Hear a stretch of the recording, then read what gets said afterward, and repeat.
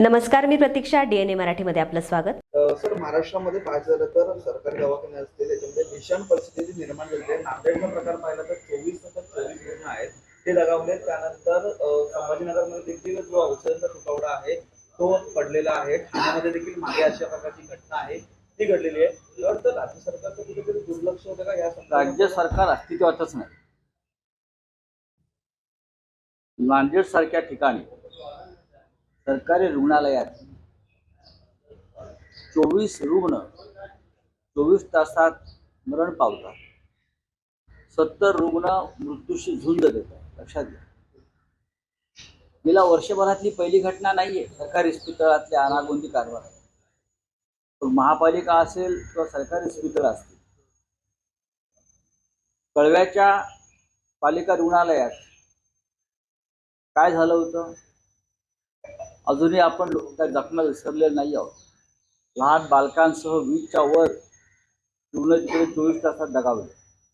महाराष्ट्रातल्या प्रत्येक शासकीय रुग्णालयामध्ये सध्या हीच परिस्थिती आहे. खरं म्हणजे कळव्याच्या रुग्णालयाच्या प्रकारानंतर अजित पवार यांनी प्रश्न विचारला होता की मुख्यमंत्र्यांच्या जिल्ह्यामध्ये कसं घडू शकतं. त्याला मुख्यमंत्र्यांनी उत्तर दिलं नाही. मुख्यमंत्री संपूर्ण राज्याचे पालक आहेत. मी फक्त ठाण्याचं म्हणत नाही, नांदेड सुद्धा किंवा अन्य संभाजीनगरचा विषय आपण मगाशी मला सांगितला, औषधाचा तुटवडा आहे.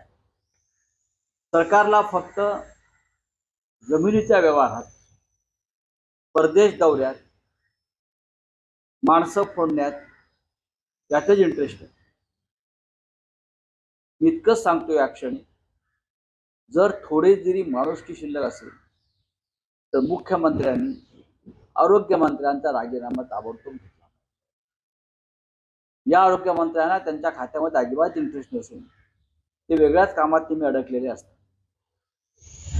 नांदेड सारख्या जिल्ह्यामध्ये जो मराठवाड्यातला एक महत्वाचा जिल्हा आहे, इतक्या प्रमाणात रुग्ण दगावतात आणि अजूनही त्याच्याकडून सरकारकडून रिॲक्शन आलेलं नाही. संभाजीनगरात औषधं मिळत नाहीये. ठाण्यामध्ये मोठं रुग्णकांड झालं. हे सरकार अस्तित्वात आहे की नाही हा खरा प्रश्न आहे.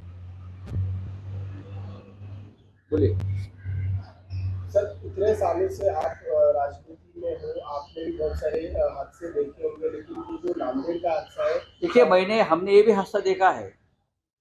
गोरखपुर में ऑक्सीजन कांड हुआ था और 200 से भी ज्यादा बच्चे वहाँ मृतक हो गए. पूरे देश की हालत ये है, लेकिन महाराष्ट्र की आरोग्य की स्थिति, हेल्थ कंडीशन उससे ऊपर हमेशा महाराष्ट्र ने इस मामले में अच्छा काम किया.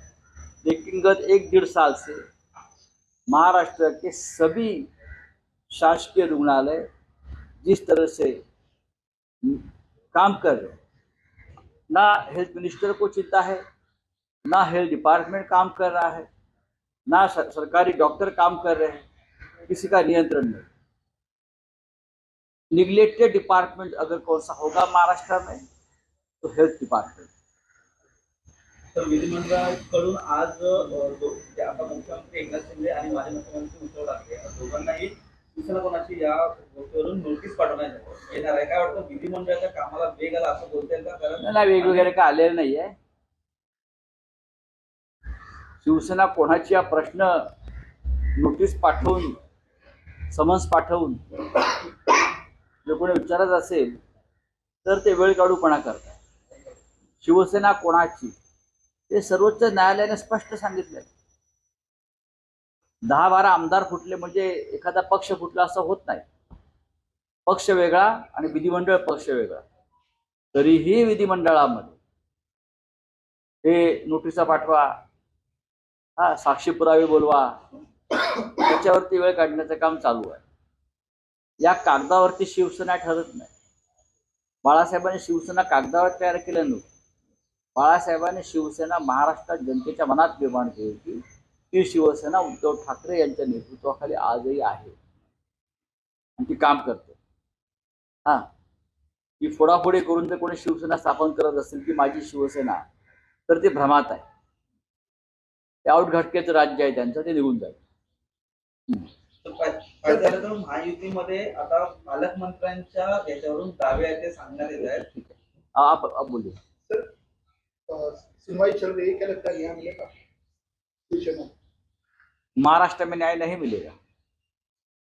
अगर न्याय देना होता तो 1 साल तक ये गैर कानूनी, हाँ, संविधान के खिलाफ जो सरकार चल रही है वो नहीं चलने देती। हमको न्याय मिलेगा सर्वोच्च न्यायालय में। हम पर अन्याय किया है सबसे पहले इलेक्शन कमीशन ने, क्योंकि इलेक्शन कमीशन इंडिपेंडेंट बॉडी नहीं रही, वो भारतीय जनता पार्टी की एक्सटेंडेड बॉडी। जो बीजेपी के लोग कहेंगे ऊपर से वही निर्णय होगा, चाहे शिवसेना हो, चाहे एनसीपी हो, चाहे रामविलास पासवान जी की पार्टी हो, या चाहे और किसी की पार्टी। जो भाजपा के साथ है, बीजेपी के साथ है, उनके साथ इलेक्शन कमीशन, लेकिन जनता हमारे साथ। सर्वोच्च न्यायालय ने स्पष्ट किया है कि पॉलिटिकल पार्टी क्या होता है, क्या होती है। उससे स्पष्ट हो गया है कि कुछ विधायक और कुछ सांसद छोड़ जाने से पार्टी नहीं टूटती, पार्टी जगह पर होती है। तो आज भी शिवसेना जमीन पर है और रहेगी।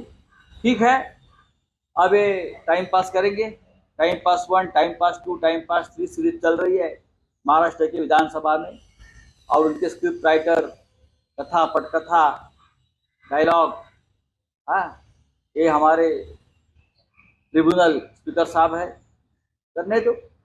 सर कितनी बड़ी वेब सीरीज उनको करनी है, लंबी खींचनी है, खींचने दो, कोई प्रॉब्लम नहीं है, लेकिन न्याय मिलेगा हमें सर्वोच्च न्यायालय से।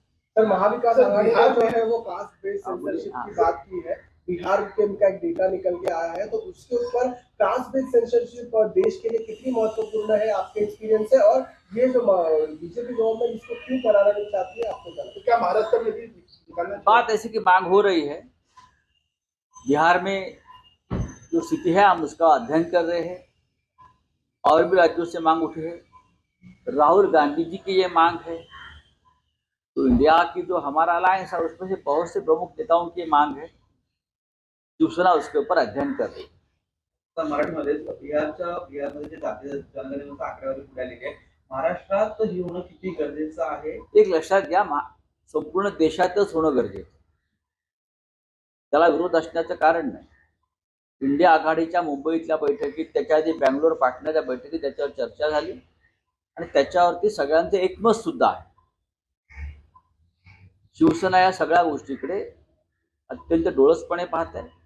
याचा समाजाला, देशाला काय फायदा होऊ शकतो, दुर्बल घटकांना काय फायदा होऊ शकतो, या संदर्भात आमचं अध्ययन सुरू आहे। सर इतना महत्वपूर्ण होने के बावजूद भी BJP government caste based censorship पे पूरे तौर पे ध्यान क्यों नहीं? देखिए, राहुल गांधी ने जो बात कही है कि डर रहे हैं, उनकी असलियत सामने आ जाएगी, उनका नकाब फट जाएगा।